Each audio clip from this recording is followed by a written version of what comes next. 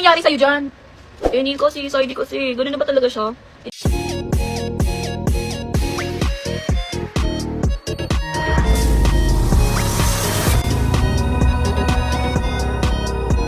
Madami ako nakikitang mga comments na kung lubog na daw ba yung Xylene or wala na daw bang Xylene. Alam niyong mga kapatid, masakit mang sabihin, siguro, ganun.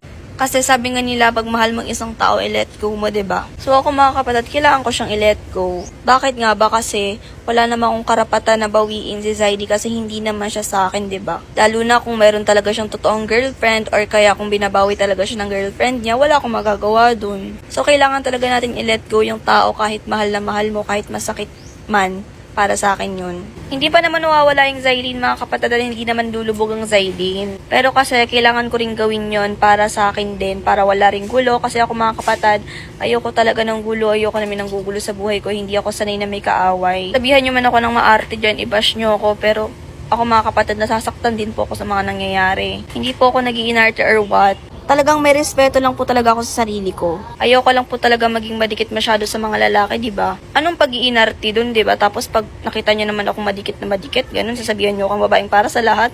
Ano ba talaga saan ako lulugar? So kailangan ko rin nilayo yung sarili ko para wala na kayong nasasabi, pero may nasasabi pa rin kayo.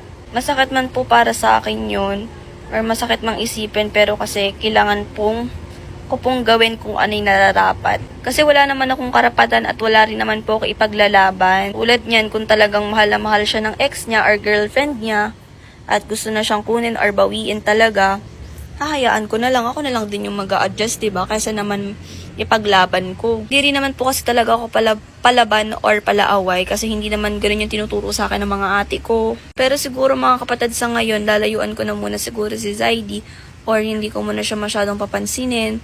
Kasi nga, para din naman sa akin yun. Ayoko lang din naman ng gulo kasi nga, nakikita nyo naman. Ginugulo ko ng ginugulo ng ex niya, 'di ba?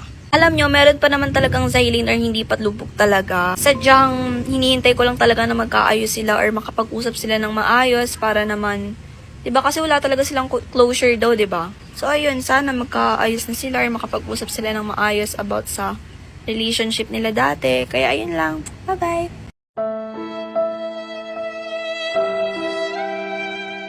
Ano nangyayari sa'yo dyan? Eh, hindi kasi, Saidi kasi. Ganun na ba talaga siya? Hindi ba talaga ako importante sa buhay niya? Girl, kaysa magmukmuk ka dyan at mukhang daw siyang kakaisip, kung ako sa'yo magpaganda ka para mapansin ka ulit. Or better, ipakita mo kung sinong sinayang niya. Talaga ba? So, ibig sabihin, pag nag-ayos ako, mapapansin niya ulit ako? Kung mag-ayos na para pansin ka ulit, Saidi. Okay, real talk. Kahit heartbroken ako ngayon, di naman pwedeng pabayaan ko yung sarili ko. Like ngayon, tingnan mo, sobrang dry ng lips ko. Ano solusyon dyan? E de eto. Dati talaga madalas ko talaga gamitin to. Paano ba naman ang ganda ng natutulong niya sa lips ko? As in,